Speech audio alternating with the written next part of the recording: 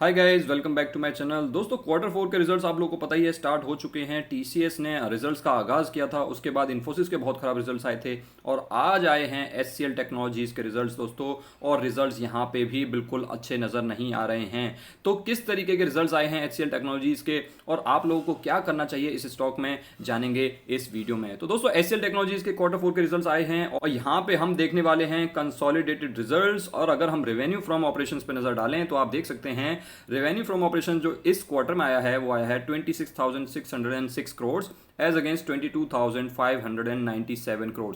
यहाँ पे आप लोगों को अच्छा खासा ग्रोथ 18% की देखने को मिल रही है। लेकिन जो दिक्कतें हैं दोस्तों वो हैं क्वार्टर ऑन क्वार्टर बेसिस पे। अगर आप क्वार्टर ऑन क्वार्टर बेसिस पे देखोगे तो यहाँ पे आप लोगों को 94 करोड़ का ड्रॉप ही देखने को मिल रहा है। सो 94 करोड़ रफली -0.3% के आसपास है यहाँ पे। तो आप इसको फ्लैट भी कह सकते हैं या फिर ड्रॉप भी कह सकते हैं अगर आप क्वार्टर ऑन क्वार्टर बेसिस के रेवेन्यू पे बात करेंगे। अगर हम प्रॉफिट फॉर द पीरियड के बारे में बात करें तो प्रॉफिट फॉर द पीरियड आया है 3,981 एज अगेंस्ट 3,599। यहां पे आप लोगों को 11% का जंप देखने को मिल रहा है वाई बेसिस पे in profit for the period. So 11% से प्रॉफिट बढ़ा है वाई बेसिस पे। अगर हम क्वार्टर ऑन क्वार्टर बेसिस पे देखेंगे तो क्वार्टर ऑन क्वार्टर बेसिस पे यहां पे आप लोगों को फॉल नजर आ रहा है। कितना फॉल है? 3% का fall quarter on quarter basis पे प्रॉफिट में देखने को मिल रहा है। अगर हम इसको इसके पीयर से कंपेयर करें तो इन्फोसिस में दोस्तों यहां पे 7% का फॉल देखने को मिला था और टीसीएस में कोई फॉल नहीं था। इनफैक्ट टीसीएस में तो बढ़ोतरी ही थी। अगर हम रेवेन्यू के बारे में बात करें तो यहां पे आप लोगों को जिस तरीके से फ्लैटनेस नजर आ रही है, इन्फोसिस में यहां पे 2% का फॉल था क्वार्टर ऑन क्वार्टर बेसिस पे और टीसीएस में कोई फॉल नहीं था, ना ही क्वार्टर ऑन क्वार्टर बेसिस पे ना ही वाई बेसिस पे। सो इससे आप लोगों को साफ नजर आ रहा है कि टीसीएस के रिजल्ट्स जो थे वो बहुत ज्यादा बेटर थे। इन्फोसिस से तो बेटर ही थे, एचसीएल टेक्नोलॉजीज से भी थोड़े से बेटर थे। लेकिन एचसीएल टेक्नोलॉजीज के जो रिजल्ट्स हैं मुझे इन्फोसिस से थोड़ा सा बेटर नजर आ रहे हैं। अगर हम डिविडेंड के बारे में बात करें, क्योंकि टीसीएस और इन्फोसिस दोनों ने ही डिविडेंड अनाउंस किया है, यहाँ पे एचसीएल टेक्नोलॉजीज भी बिल्कुल पीछे नहीं हटा है डिविडेंड बांटने में। 18 रुपीज पर इक्विटी शेयर का डिविडेंड दिया है यहाँ पे, जो कि अगर आप करंट मार्केट प्राइस के हिसाब से देखोगे तो 1.8% के आसपास का डिविडेंड यील्ड हो जाता है, जो कि अच्छा खासा डिविडेंड है दोस्तों। और ये तो इंटरिम डिविडेंड है, इससे पहले भी कंपनी जो फाइनेंशियल ईयर में डिविडेंड दे चुकी होगी वो अलग है। अगर हम रिकॉर्ड डेट के बारे में बात करें दोस्तों, 28 अप्रैल जो है इसकी रिकॉर्ड डेट रहेगी और इसकी पेमेंट की जाएगी May 9 को। लेकिन एक चीज मैं आप लोगों को बता देना चाहता हूं, अब जो हमारी मार्केट्स हैं वो T+2 सेटलमेंट से T+1 सेटलमेंट पे ऑलरेडी शिफ्ट हो चुकी हैं। तो यानी कि जो एक्स डेट रहेगी इसकी अब 28 अप्रैल ही एक्स डेट होगी और 28 अप्रैल ही इसकी रिकॉर्ड डेट रहेगी। यानी कि अब आपको इसको 2 दिन पहले खरीदने की कोई जरूरत नहीं है। अगर आप 1 दिन पहले भी खरीदोगे रिकॉर्ड डेट से तभी भी आप इसके डिविडेंड के लिए एलिजिबल रहोगे। लेकिन डिविडेंड के पीछे नहीं भागना चाहिए, किसी भी कॉर्पोरेट एक्शन के पीछे नहीं भागना चाहिए। ये सारी चीजें हम लोग पहले ही डिस्कस कर चुके हैं। अब दोस्तों, अगर हम ये डिस्कस करें कि एचसीएल टेक्नोलॉजीज से एक्सपेक्टेशंस क्या थी, तो आप यहां पे देख सकते हैं कि जो एचसीएल टेक्नोलॉजीज है वहां पे प्रॉफिट ने तो एस्टिमेट्स को बीट कर दिया है, लेकिन रेवेन्यूज जो हैं प्रोजेक्शन को बीट नहीं कर पाए हैं। रेवेन्यूज कितने एक्सपेक्ट किए जा रहे थे? 26,801 करोड़ यहां पे एक्सपेक्ट किए जा रहे थे, जबकि आए कितने हैं? 26,606 इतने रेवेन्यूज आए हैं। सो यहां पे 200 करोड़ के आसपास का शॉर्टफॉल नजर आ रहा है अगर आप एक्सपेक्टेशन से कंपेयर करोगे। प्रॉफिट जो है वो माना जा रहा था कि आएगा 3898 करोड़, लेकिन वहां पे कितना आया है दोस्तों? अभी मैं आप लोगों को दिखा देता हूं, 39 समथिंग आया है। So profit for the period अगर आप देखोगे तो यहां पे आप लोगों को दिख सकता है 3981 करोड़ का प्रॉफिट आया है, जबकि एक्सपेक्ट किया जा रहा था थोड़ा सा इससे कम। सो यहां पे प्रॉफिट की एक्सपेक्टेशंस को बीट कर दिया है, लेकिन रेवेन्यूज में यहां पे थोड़ा सा शॉर्टफॉल रह गया है। तो यहां पे हमें क्या पता चल रहा है दोस्तों? यहां पे हमें यही पता चल रहा है कि रिजल्ट्स जो हैं वो थोड़े से मिक्स्ड ही नजर आ रहे हैं। लेकिन अब हम यहां पे बात करते हैं कि कंपनी की जो पाइपलाइन है वो कैसी है, कंपनी की कमेंट्री कैसी है। तो आप देख सकते हो कंपनी ने बताया कि जो उनकी पाइपलाइन है वो नियर ऑल टाइम हाई है। सो यहाँ पे जो डील्स की पाइपलाइन है ऑल टाइम हाई पे चल रही है।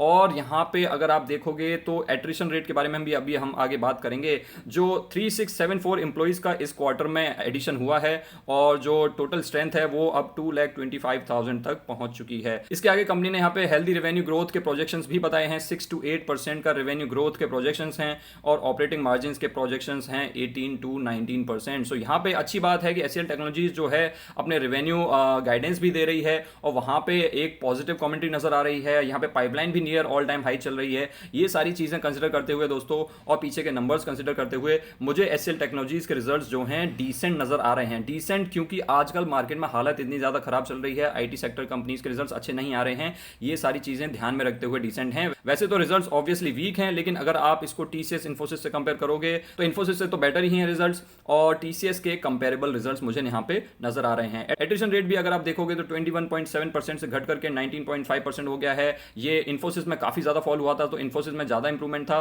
टीसीएस में 1.2% के आसपास का एट्रिशन रेट फॉल हुआ था, जो कि एक अच्छी बात होती है एट्रिशन रेट का फॉल होना। और यहाँ पे एसएल टेक्नोलॉजीज ने भी लगभग 2% का एट्रिशन रेट में इंप्रूवमेंट दिखाया है। अब अगर बात करें एसएल टेक्नोलॉजीज की परफॉर्मेंस के बारे में, पिछले एक साल में -5% के रिटर्न्स दिए हैं दोस्तों, जबकि निफ्टी 50 ने पिछले एक साल में +3% के रिटर्न्स दिए हैं। सो यहाँ पे पूरा का पूरा आईटी सेक्टर की पिछले एक साल से हालत खराब चल रही है, लेकिन 5 सालों में आप देखिए 95% के रिटर्न्स हैं despite this slow down period. So मुझे यहाँ पे दोस्तों ये जो रिटर्न्स हैं 5 साल में लॉन्ग टर्म में बढ़िया नजर आ रहे हैं। और एसएल टेक्नोलॉजीज जो है बहुत ही शानदार स्टॉक है। ये थोड़ा सा अंडरडॉग रहता है, यहाँ पे इससे एक्सपेक्टेशन इतनी ज्यादा नहीं रखी जाती हैं, लेकिन जो स्टॉक है वो बहुत ही बढ़िया परफॉर्म करता आ रहा है काफी टाइम से। इसके रिजल्ट्स अगर आप मॉनिटर करोगे अच्छे खासे रिजल्ट्स पोस्ट करता रहता है। अब अगर हम इसको चार्ट पे देखें दोस्तों, तो आप लोगों को पता ही होगा इन्फोसिस में रिजल्ट्स के बाद 12% का फॉल आया था, और वो दिन है ये जो इतनी बड़ी कैंडल आप लोगों को देखने को मिल रही है। उस दिन एसएल टेक्नोलॉजीज में भी 4 से 5% का फॉल नजर आया था, और थोड़ी बहुत रिकवरी भी हुई थी by the end of the day. और उसके बाद 2 दिन लगातार रिकवरी हुई, उसके बाद फिर से फॉल हुआ, और जो स्टॉक है अभी उसी रेंज के आसपास चल रहा है। मुझे ऐसा लगता है दोस्तों ये जो रिजल्ट्स आए हैं ये ऑलरेडी फैक्टर इन हो गए हैं, स्पेशली जिस दिन इन्फोसिस के रिजल्ट्स आए थे उसके बाद जो रिएक्शन था मार्केट का। सो यहां से मुझे कोई बहुत बड़ा फॉल एक्सपेक्टेड नहीं है। यस, हो सकता है 2-3% का फॉल आ जाए या नहीं भी आए, वो कह नहीं सकते, क्योंकि रिजल्ट्स के अगले दिन कुछ भी हो सकता है। लेकिन मैं यहां से कोई मेजर फॉल नहीं देख रहा हूं एसएल टेक्नोलॉजीज में, क्योंकि ये सारी चीजें ऑलरेडी टीसीएस और इन्फोसिस के रिजल्ट्स के आने की वजह से फैक्टर इन हो चुकी हैं मार्केट में। और अगर हम रिजल्ट्स के बारे में बात करें ओवरऑल, सो ओवरऑल मुझे रिजल्ट्स जो हैं वो मिक्स नजर आ रहे हैं, इन्फोसिस से थोड़े से बेटर नजर आ रहे हैं, और टीसीएस के कंपेरेबल रिजल्ट मुझे नजर आ रहे हैं। अगर हम बात करें एसएल टेक्नोलॉजीज की कंपनी के फंडामेंटल्स के बारे में, बहुत ही शानदार कंपनी है दोस्तों, और इस कंपनी को आपको अपनी रेडार पे रखना चाहिए, और जब भी आपको मौका मिले ऐसे मुश्किल के समय में इसको ग्रैब करना चाहिए, जिससे कि जब आईटी सेक्टर का अच्छा टाइम आए तो आप लोग उसके बेनिफिट्स को रीप करें और वहां पे फायदा उठाएं। अभी अगर आप देखोगे तो ये स्टॉक जो है 1350 से गिरता हुआ आ रहा है, और यहाँ पे 1037 के आसपास आप लोगों को मिल रहा है। सो यहाँ पे अच्छा खासा डिस्काउंट है 25 से 30% का। अगर ये स्टॉक बाई चांस आज नहीं तो कल नहीं तो 1-2 दिन बाद अगर आपको 1000 के आसपास मिल जाता है, तो मेरे हिसाब से दोस्तों 1000 के नीचे ये स्टॉक काफी वर्दी है अगर आप इसको लॉन्ग टर्म के लिए प्ले करना चाहते हो। तो हम लोगों ने इसमें बहुत बार डिप्स लगा चुके हैं, 1000 के नीचे भी लगा चुके हैं, यहाँ पे भी लगाई थी हमने जब ये स्टॉक 900 के आसपास मंडराया करता था। सो हम लोग इस स्टॉक को बाय करते रहते हैं, क्योंकि लॉन्ग टर्म के लिए अगर आपको आईटी स्टॉक्स में कोई लार्ज कैप चाहिए तो एसएल टेक्नोलॉजीज टीसीएस के बाद आप लोगों को एक बढ़िया चॉइस मिलता है। तो दोस्तों ये थे एसएल टेक्नोलॉजीज के Q4 के रिजल्ट्स। आई होप आप लोगों को ये वीडियो पसंद आई होगी।